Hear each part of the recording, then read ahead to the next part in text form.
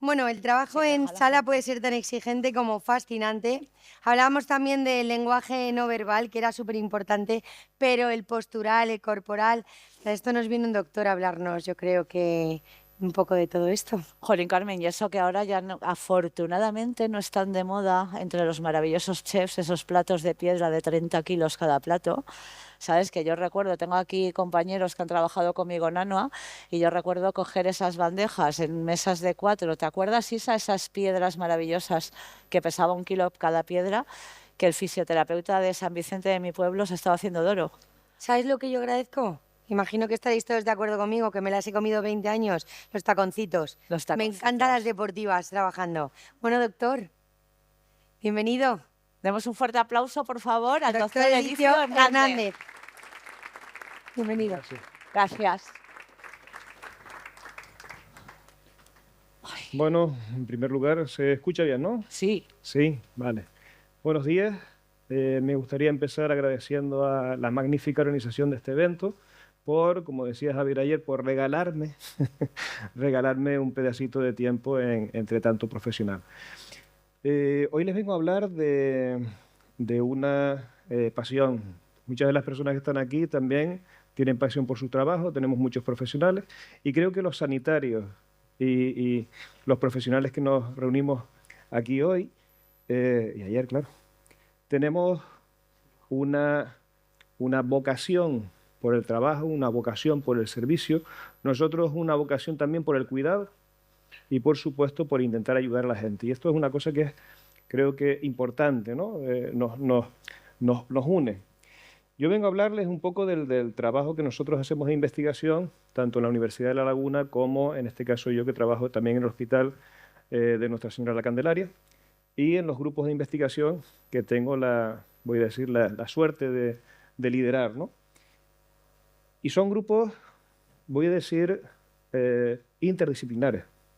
Tenemos médicos, tenemos psicólogos, tenemos fisioterapeutas, eh, tenemos ingenieros, tenemos cocineros, tenemos gente de las bellas artes, de la comunicación. Es decir, es un grupo bastante variopinto.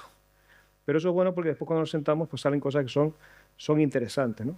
Yo les vengo a hablar un poquito de parte de esta parte de la investigación que nosotros tenemos y que resulta interesante. Trabajar con pacientes es interesante, ayudar a pacientes es súper interesante, trabajar con deportistas y mejorar su rendimiento es interesante, pero después de pronto llegamos y tenemos que sentarnos con profesionales de la gastronomía. Y aquí tú dices, bueno, ¿y dónde estamos? ¿Dónde nos colocamos? Me voy a quedar con dos juegos de palabras.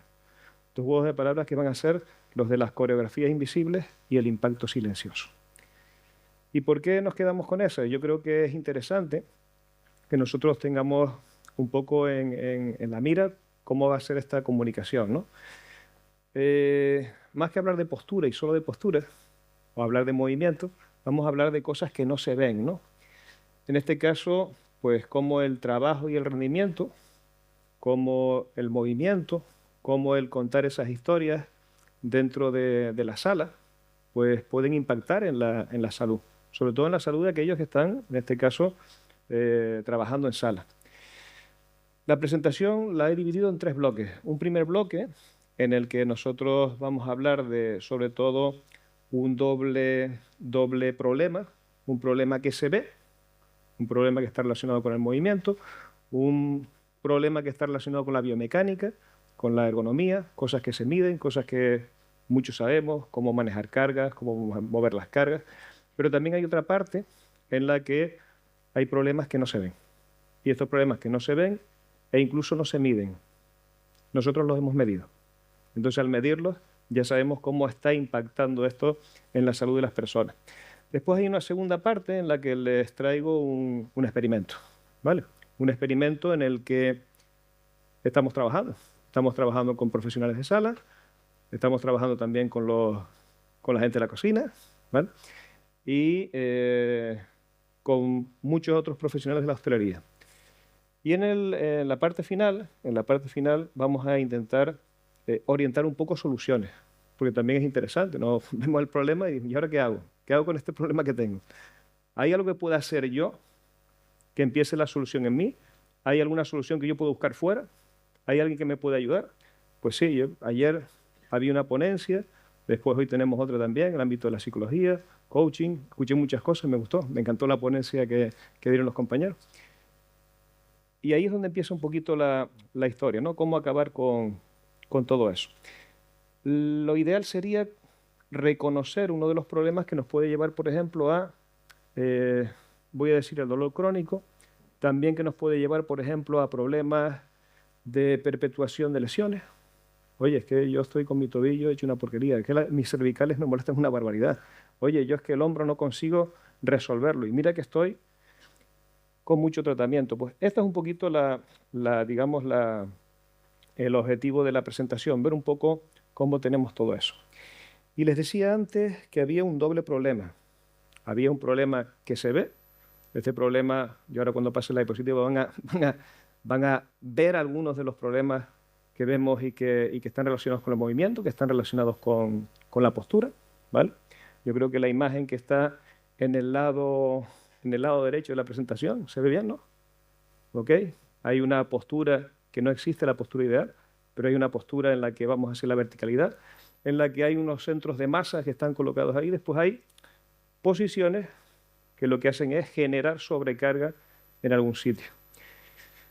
Todo esto ya está estudiado. Se sabe ya que pues, en sala, por ejemplo, hay mucha afectación de la columna cervical, hay mucha afectación de la columna lumbar, hay problemas de hombro, hay problemas en muñeca, hay problemas en miembro superior, hay también un problema de circulación en los miembros inferiores, de estar muchas horas de pie, muchas horas moviéndonos. Hay movimientos de torsión, hay cargas que debemos manejar. Estábamos midiendo, las compañeras estaban diciendo ahora de aquellas piedras. Llevar una bandeja, por ejemplo, con 10 kilos.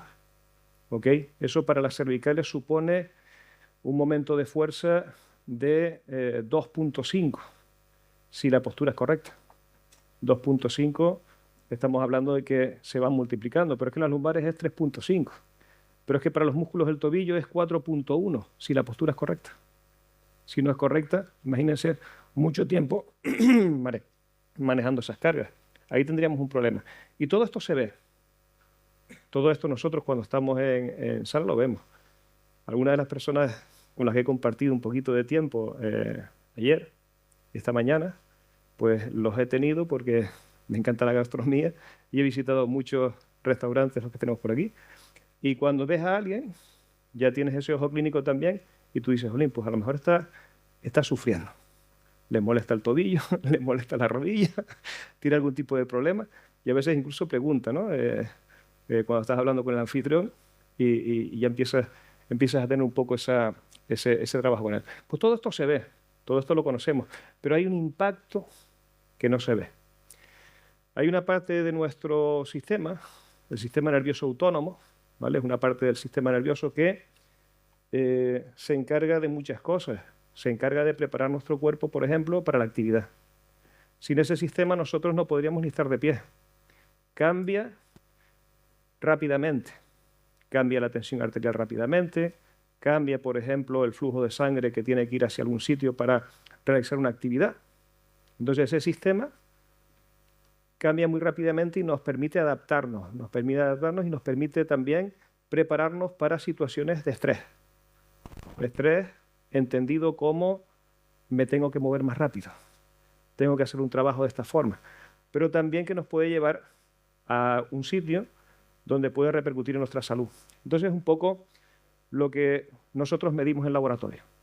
Nosotros medimos en laboratorio, por ejemplo, la concentración de cortisol en saliva, la concentración de alfa-amilasa, medimos la frecuencia respiratoria, medimos la variabilidad de la frecuencia cardíaca, medimos la actividad electrodinámica de la piel, medimos la tensión de la musculatura a través de electromiografía, cómo cambia la tensión de esa musculatura a lo largo del tiempo.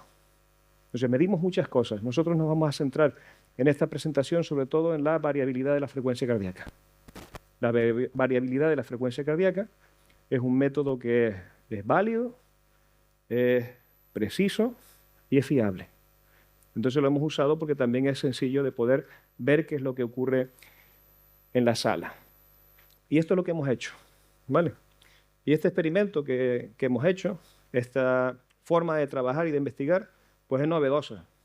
Esto no se había hecho, no está registrado, no está publicado, ¿vale? Pero es una forma en la que nosotros trabajamos. Les explico un poquito.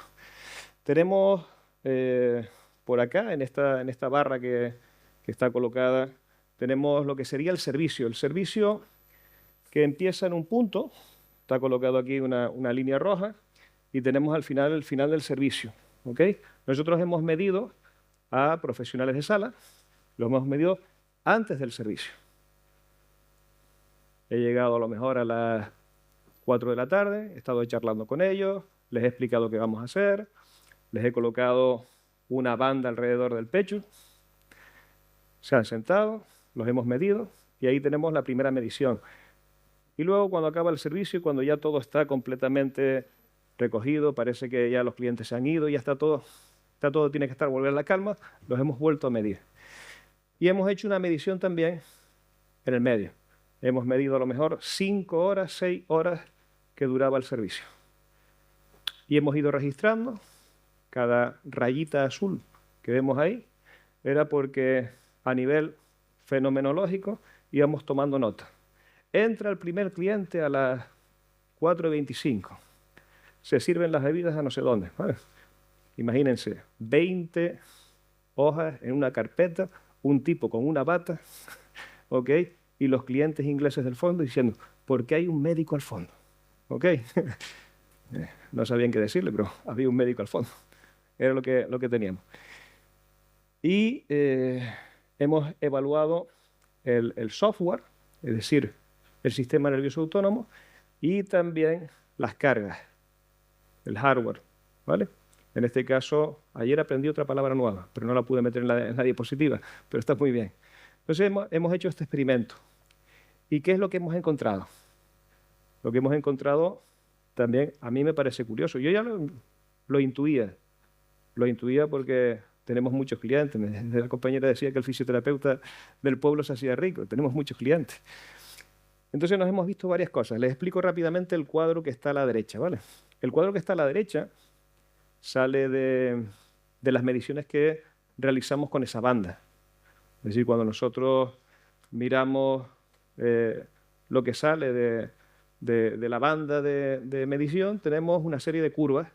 Después de esas curvas parece que te encierran un montón de datos. Y todos esos datos al final se analizan con un software y salen gráficas como esas que tenemos ahí. En la parte alta tenemos unas barritas azules. Las barritas azules lo que están marcando es la actividad del sistema nervioso parasimpático.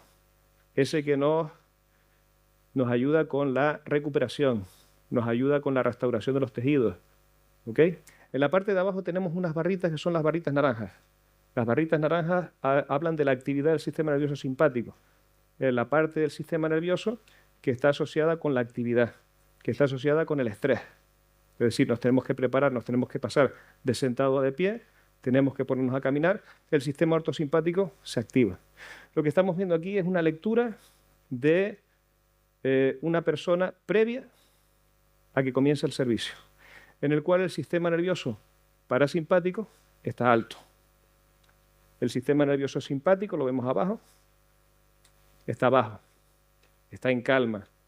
Todavía no ha empezado el ajetreo, todavía no ha empezado el servicio. Esta persona está bien. 61 pulsaciones al minuto. Está perfecto. ¿Ok? Vamos a colocar contexto. ¿Vale? Acabamos de tener una clase de contexto hace unos minutos. ¿Vale? Perfecto. Tenemos unas mesas. Tenemos 6 mesas.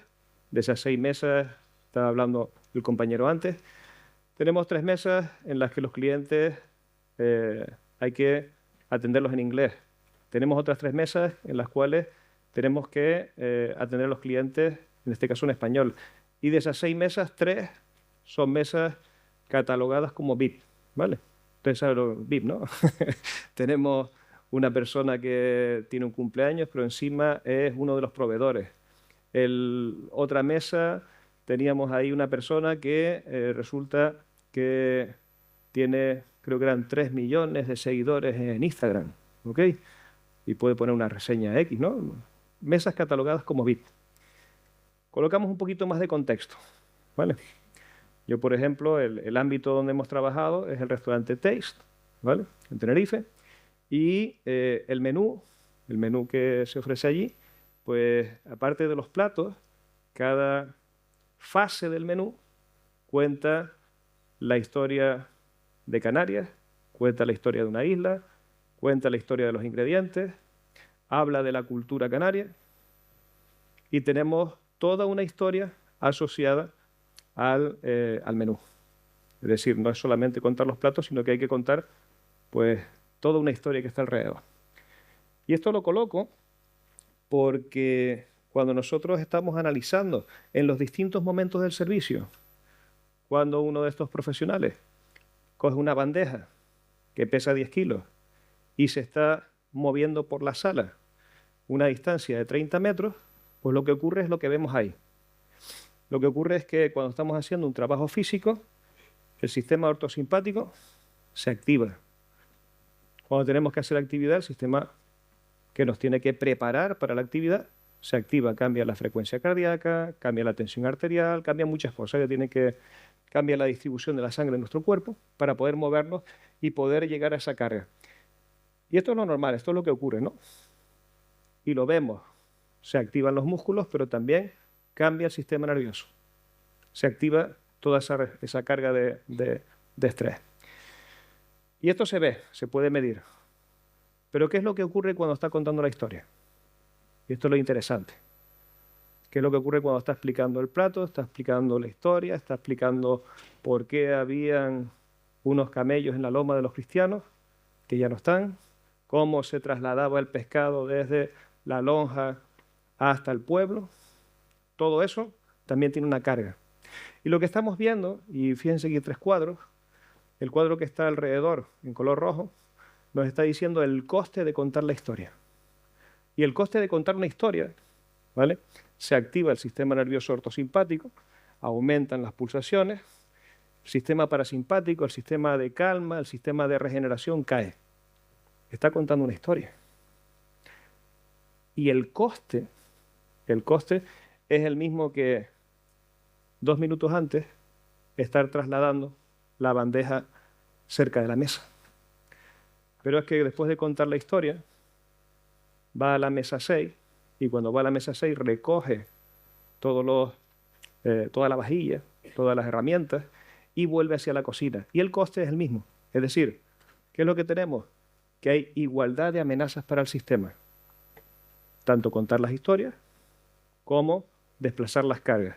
Estábamos midiendo el otro día cuánto pesaba el carro y teníamos que manejar una carga de 120 kilos y moverla por el espacio. Medimos la bandeja, medimos lo que había en la bandeja, ¿vale? Entre 10 y 12 kilos. Pero es que contar la historia también nos cuesta. También activa el sistema. Y eso es interesante, porque todo eso se puede entrenar. ¿Y qué es lo que ocurre cuando llegamos al final? Cuando llegamos al final, los clientes se han ido, todo está recogido, todo está en calma, charlas un poco con la gente, se sienta y les vuelves a medir. En este caso, ya la amenaza se ha ido. ¿Ok? Amenaza por decir amenaza, ¿no? El entorno. Pero hay cosas que no han cambiado. Aquí vemos como el sistema de reparación, el sistema parasimpático, todavía no ha ido arriba. Todavía no nos está preparando para el descanso.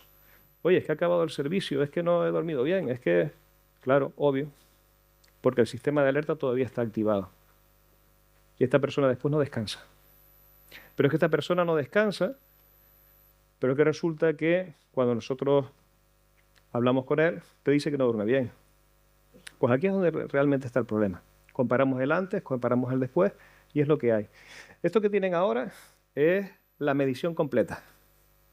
Es decir, tenemos lo que ocurre antes de comenzar el servicio, la media de casi 5 horas y media, 6 horas de servicio y lo que ocurre al final.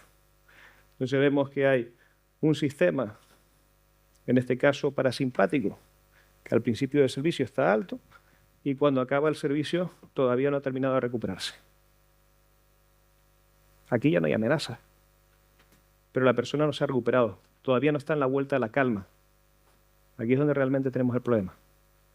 Podríamos trabajar con eso. Estamos hablando de 5 o 6 horas a una frecuencia cardíaca media de, no lo recuerdo ahora, 107 latidos por minuto. ¿Ok? Eso es una intensidad moderada. Intensidad moderada. 6 horas a una media de 107 latidos al minuto. Interesante. Bueno, ¿y qué hacemos? Lo dejamos ahí. ¿Qué es lo que nosotros estamos haciendo con estos profesionales? Pues estamos haciendo muchas cosas. Yo creo que lo que hay que hacer es cortar el círculo vicioso. En cualquiera de los puntos donde nosotros podemos trabajar, tenemos que cortarlo. Es gente que seguramente su postura no es correcta. Su postura no es correcta y quizás la forma en la que ventilan y en la que respiran tampoco es correcta. Pero es que no puedes respirar bien si resulta que tu postura y cómo estás ventilando no lo haces de forma correcta. Entonces, eso se puede trabajar. Podemos trabajar también, por ejemplo, con el manejo de las cargas. Podemos educar a la gente. También se puede hacer.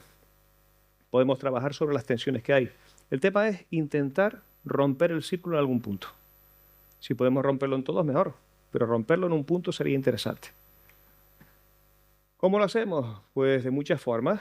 Podemos actuar sobre el cuerpo, sobre el hardware. El fisio del pueblo, perfecto. Porque seguramente estaba haciendo cosas como técnicas manuales, estaba trabajando sobre unos ejercicios con una orientación terapéutica, tienes que hacer esto, tienes que reforzar lo otro. ¿Ok? Lo otro ya no lo sé, pero es interesante. Educar a la gente sobre el dolor. Si nosotros educamos a la gente, las alarmas no se dan tanto.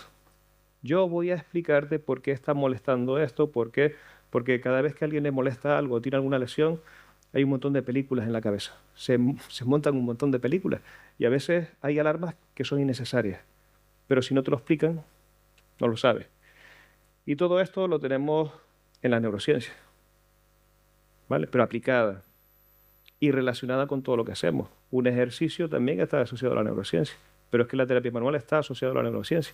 Entonces tenemos que hacer algo, corregir la postura, mandarle a hacer unos ejercicios específicos, fortalecer unas zonas que tiene que estar. Si tienes que cargar una bandeja, si tienes que empujar, pues quizás yo tengo que fortalecer la parte alta de mi cuerpo, pero es que, no sé si recuerdan los tobillos. La musculatura de los tobillos soporta una carga de 5.1 respecto a los discos de la bandeja. Entonces, si tus tobillos no están fuertes, o los tacones, ¿no? Los tacones. ¿Y qué hacemos con ese sistema nervioso? Pues resulta que lo mismo que estábamos haciendo antes, también trabaja sobre el sistema nervioso. A veces hablamos de los músculos, hablamos de los tendones, hablamos de las articulaciones, pero es que cuando estamos sobre el músculo, sobre las articulaciones, sobre los tendones, estamos actuando sobre el sistema nervioso. Cuando estamos trabajando un cuello, cuando estamos mejorando la movilidad del cuello, estamos mejorando también cómo se comporta el músculo diafragma. Cuando estamos trabajando sobre la columna dorsal, estamos trabajando también sobre la ventilación. Entonces, todo lo que estábamos haciendo, todo lo que hacíamos antes, podemos trabajar con él. Pero también, por ejemplo, una respiración consciente.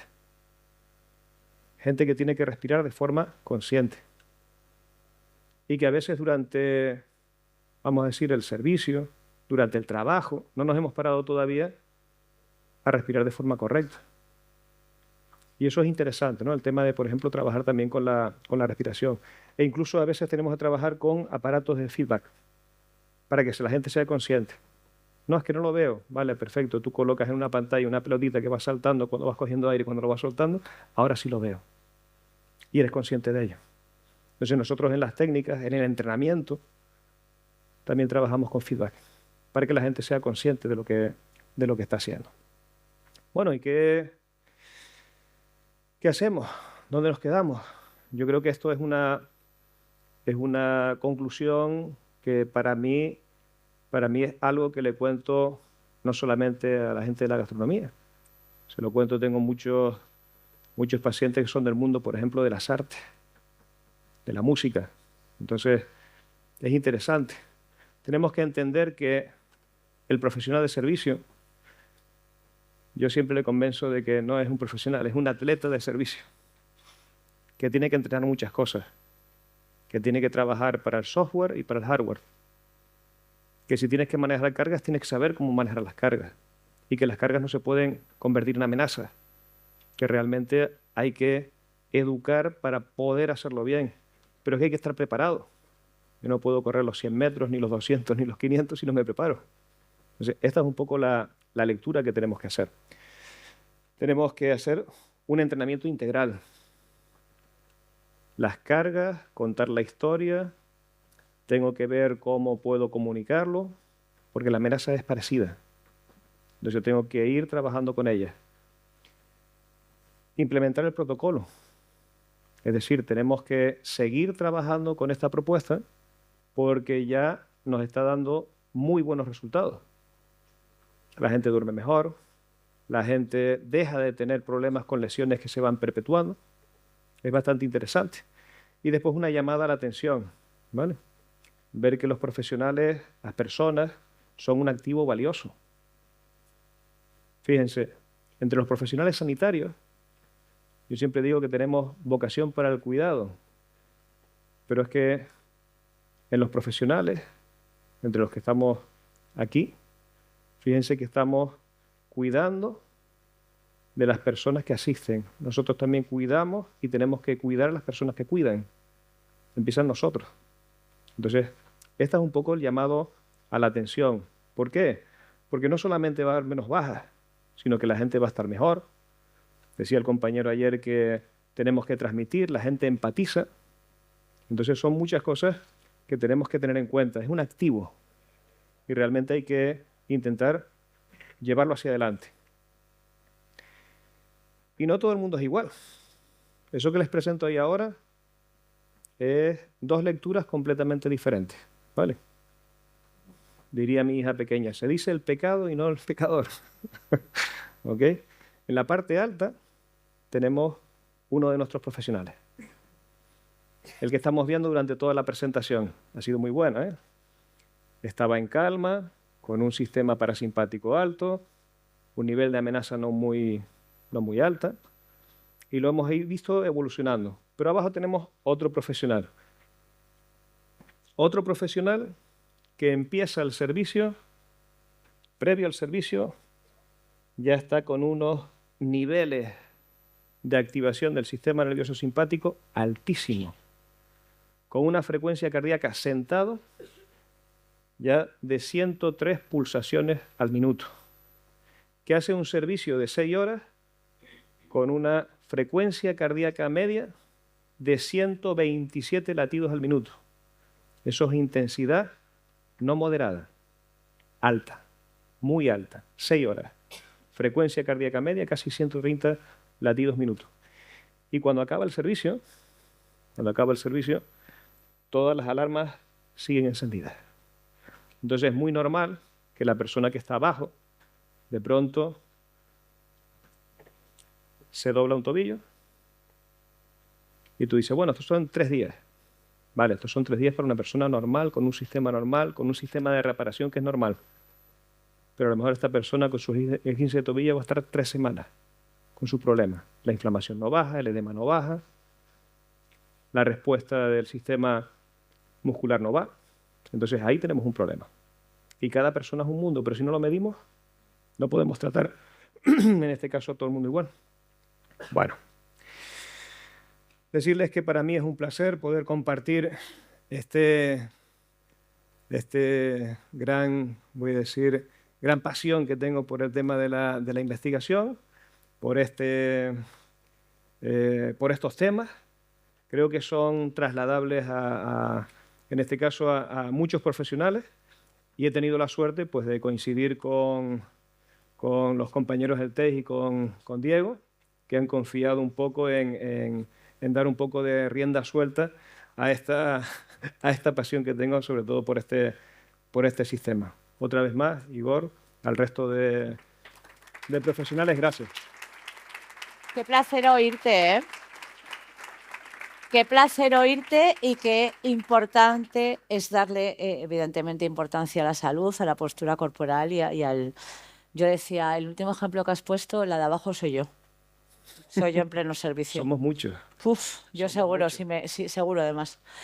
Y vamos a dar turno de preguntas, pero es que aquí mi amiga Carmen dice que quiere hacer ella una Sí, pregunta. sí. Entonces me vais a permitir que la dejemos a ella. A ver, como al final todos seguimos aprendiendo, aprendí el otro día pues una técnica que es el 4-2-6 para las llamadas de teléfono, para que cogieran y hicieran técnicas de respiración, o sea, inhalar 4, aguantar y luego exhalar, para que ellos fuesen un poco conscientes de su tono de voz, de la tranquilidad, de meterle foco, concentración, y funciona.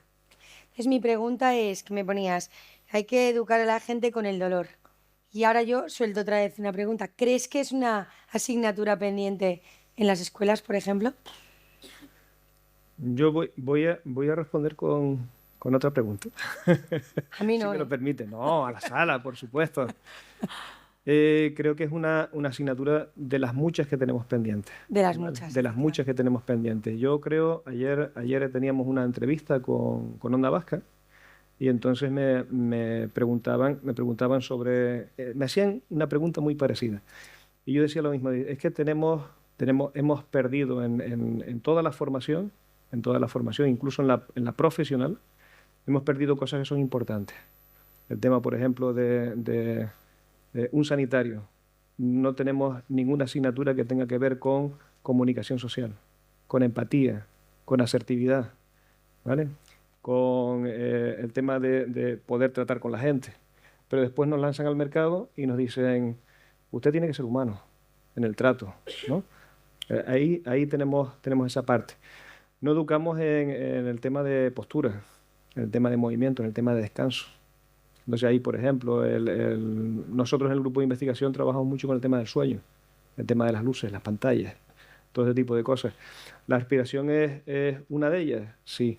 No nos enseñan a caminar, no nos enseñan a sentarnos, no nos enseñan a correr, no nos enseñan a muchas cosas. Y a respirar tampoco.